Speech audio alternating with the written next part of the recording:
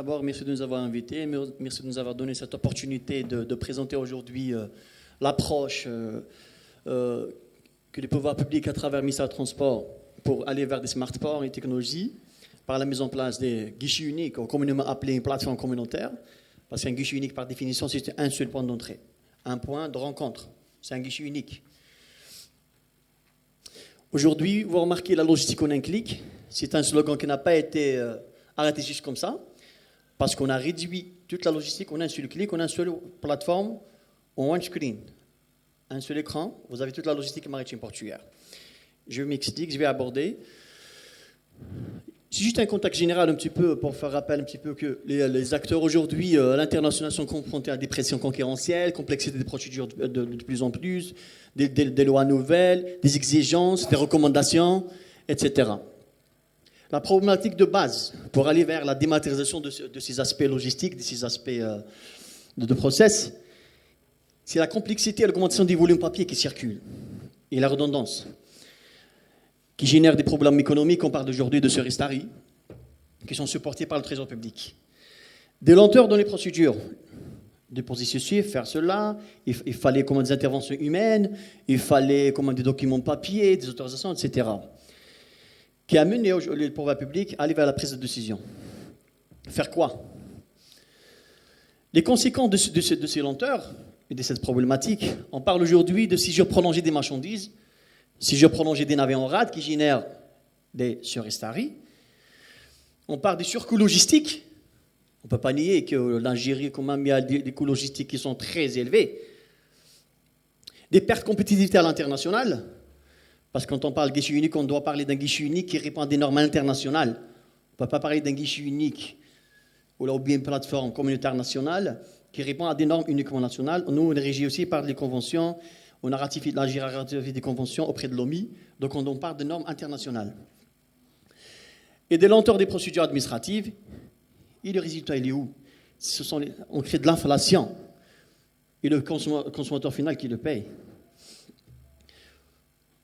La réflexion, elle est autour de l'APCS. C'est quoi APCS? C'est Agent Port Community System. C'est une plateforme non pas portuaire, mais c'est une plateforme communautaire. La nuance, elle est de taille. Communautaire, donc il y a tous les acteurs qui opèrent autour de cette chaîne communautaire, la communauté. Donc depuis l'armateur, le consignataire, le portuaire. Le port, c'est un acteur de cette chaîne.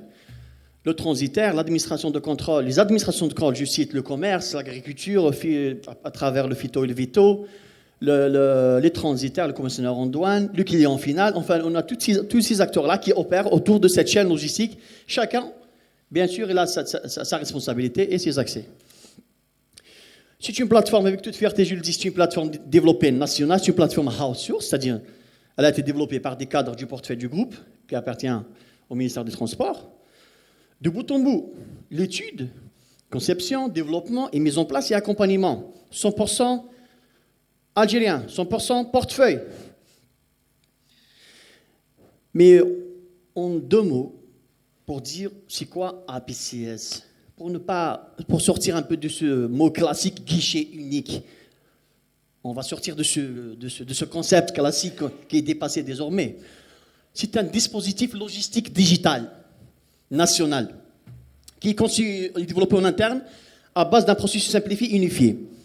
Qu'est-ce que ça veut dire? Auparavant, les ports travaillaient avec des processus différents. Chaque port travaille avec un processus un peu spécifique.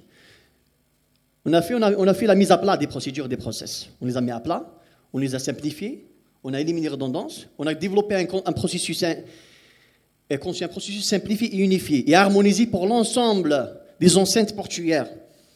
C'est le même processus qui a été validé par l'ensemble des acteurs que je remercie et qui a été adopté pour développer cette APCS. Donc aujourd'hui, les ports sont harmonisés, travaillent de la même manière, travaillent avec les mêmes règles de gestion, travaillent avec les mêmes process.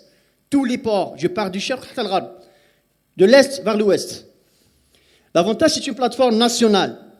Tout à l'heure, nos chers intervenants, ils ont parlé des ports étrangers à l'international. À l'étranger, ils travaillent guichet unique par port.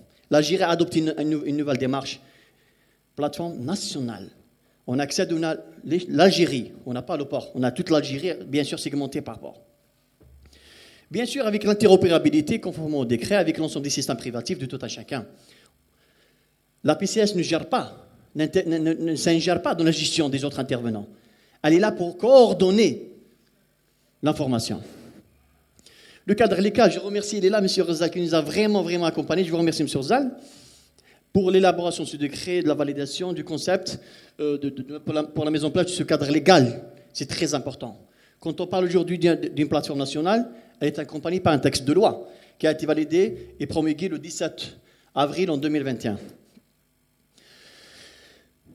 Objectif, je vais être très bref. Total, quand on a dit tout à l'heure, intégrer la digitalisation au cœur de la logistique. Donc on parle d'automatisation des processus, dématérialisation des documents et procédures, prise en charge des documents relatifs à la sûreté navire, conformément aux orientations et aux conventions FAL, et la réduction surtout des délais de passage des navires et des coûts et afférents.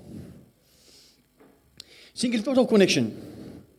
La plateforme, conforme au décret et aux dispositions de ce dernier, tous les acteurs passent par un seul point d'entrée. La première information qui est injectée, c'est la même qui circule et c'est la même qui est transmise et opérée.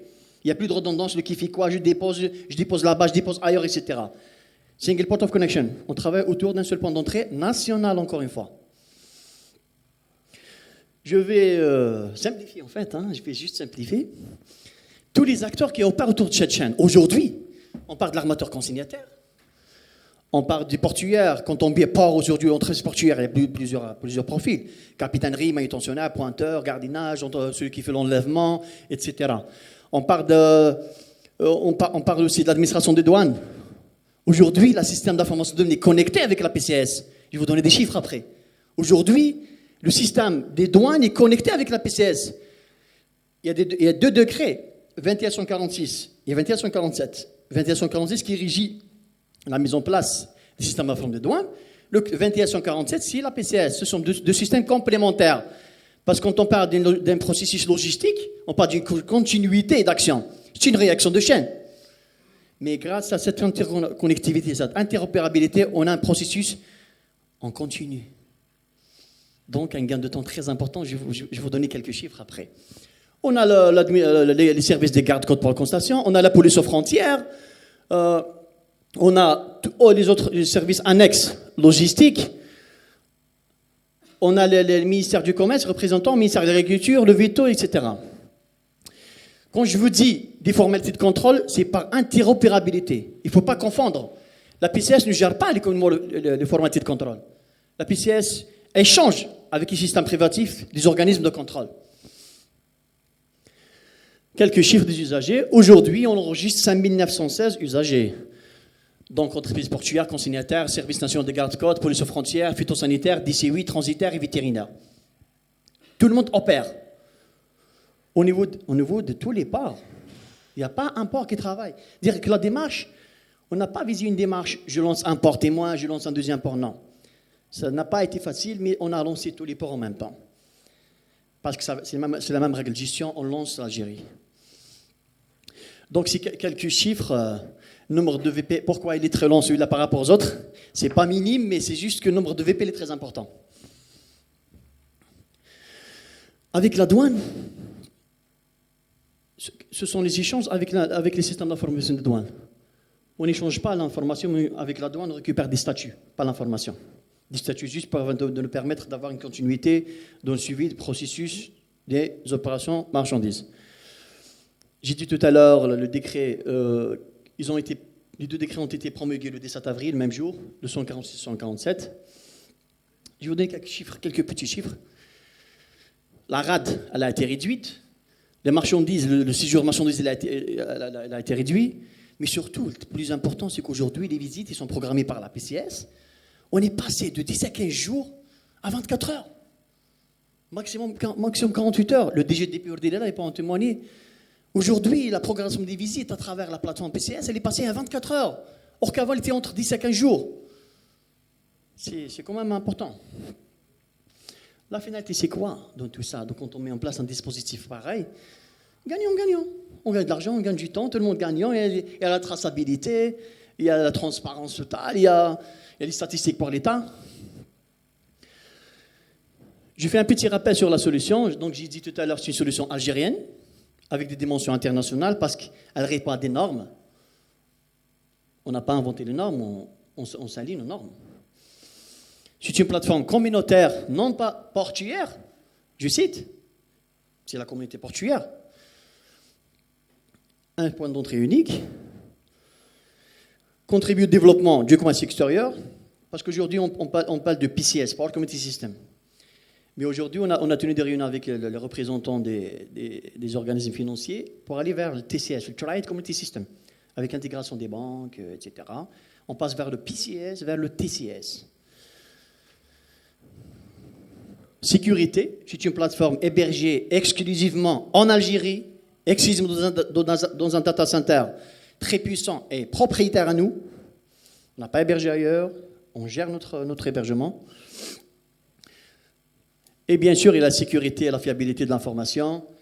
Il y a les segmentations des profils, qui fait quoi, la traçabilité. On ne peut pas, quand un consignataire rentre dans le profil d'un transitaire ou d'un portuaire, etc. Il y a une segmentation étudiée. Les accès, ils ne sont pas juste donnés comme ça. Il y a des échanges, il y a des chartes à signer, il y a des profils à créer pour un peu assurer cette sécurité de l'information. La finalité, c'est quoi? C'est que cette plateforme permet quoi? Meilleure organisation du flux d'informations, dématérialisation totale, traçabilité et un gain de temps. Bon, je ne vais pas m'arrêter là. Je vous dis merci de votre attention, mais je ne vais pas m'arrêter là. Je vais procéder à l'affichage de la plateforme en temps réel, si vous permettez. Juste comme ça, pour vous montrer qu'il y a tout le process, il est là, et tous les acteurs de la chaîne logistique sont là. Si vous permettez, madame, je vais juste afficher. Merci. Merci de votre attention pour la présentation, en fait. Pas pour Là, on a accédé avec la plateforme, elle est en mode production. Le zoom, oui, on peut zoomer. Ouais, ici. Je vais juste dupliquer l'écran. Voilà. Voilà. Elle est bien comme ça? Parfait. C'est bon? Vous permettez que je m'assoie dans votre place? Merci. Voilà. Donc la plateforme. Il y a la partie escale, il y a la partie marchandises, il y a la partie passager freeze, il y a la partie consultation de certains États et reporting. La partie escale, on a toutes les annonces qui passent par l'Algérie. Aujourd'hui, on ne peut plus traiter un navire 2 fois dans 2 ports différents. S'il s'annonce dans un port, il ne peut pas s'annoncer dans un autre port, à moins qu'il doit d'abord finaliser toutes ses opérations au niveau du port pour qu'il puisse être annoncé dans un autre port. C'est-à-dire là, aujourd'hui, grâce à la PCS, on a développé une base navire réelle et nationale, en fait. Les escales à ordre, ce sont des escales sans destination. Il vient de Vancouver, il vient du Brésil, mais il n'a pas encore la destination, mais il peut annoncer son navire, même 45 jours, 2 mois à l'avance. Les mouvements, les fins de la costa, etc. Moi, je vais chercher juste la partie marchandise. Il y a tous les manifestes à l'import et à l'export, les demandes de mise à quai. Aujourd'hui, le consignataire n'est plus obligé d'aller au port déposer. Pas il n'est plus obligé, mais il ne fait plus. Les demandes post à quai, quand on annonce un navire, le commandant du port vérifie les informations qui accompagnent le navire, y compris les informations et documents sur ces navires, notamment les phases. Si tout est OK, il valide l'annonce. Il y a systématiquement une demande post à quai qui est générée, aussi validée par le commandant du port. La vue à l'export, les vues à quai, la marchandise, dès qu'elle est débarquée, on a l'information. Les bons à délivrer, l'échange documentaire, les déclarations de douane, les bons à enlever de douane, etc. Je vais simplifier pour ne pas trop... Par exemple, je vais en manifeste. L'internet de l'hôtel, il est un peu lourd. Voilà. Quand on fait un manifeste publié, conformément à certaines règles de gestion, un navire ne peut pas être accosté s'il n'y a pas de manifeste publié. Par exemple, je vais choisir le port d'Alger. Je vais choisir au hasard, je vais choisir par exemple Mar Médecin, par exemple. Je vais choisir Voilà. Je vais consulter son état de suivi de marchandises. Je prends un BL au hasard. Par exemple, tac, tac, tac, je prends celui-là, allez. Au hasard, on prend celui-là.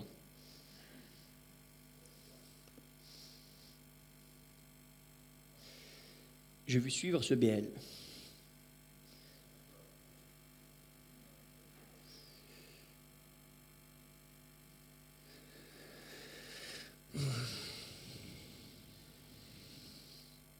Oh, c'est parfait. Donc ce conteneur. Ah, c'est parfait.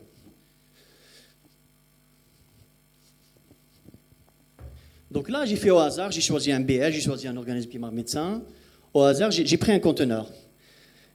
La vue à quai, quand est-ce qu'il a été annoncé? Quand est-ce qu'il a été débarqué? Quand est-ce qu'il a eu les formalités douanières avec un bon levé de douane? Quand est-ce que le port l'a évacué? Quand est-ce qu'il a fait objet d'un non-enlèvement? Qui fait ces statuts? Les statuts ne sont pas faits par la PCS, ils sont récupérés à travers la PCS. Le bon levé de douane, il est récupéré par la douane. Le bon levé de douane, c'est suite à la connectivité avec la douane. Donc il a été récupéré. Il y a la date, l'heure, etc. Manutentionnaire, c'est le port. L'enlèvement, c'est le port également. La vue à quai, c'est un pointeur. Là, il a été annoncé par le consignataire. En fait, il y a tous les statuts nécessaires d'un conteneur.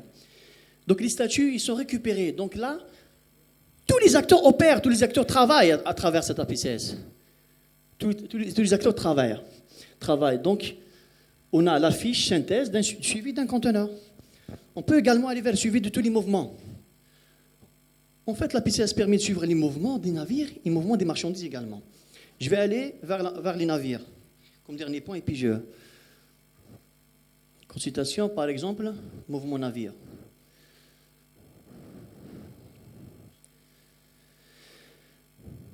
Je suis en mode production, en fait. Je suis en mode production.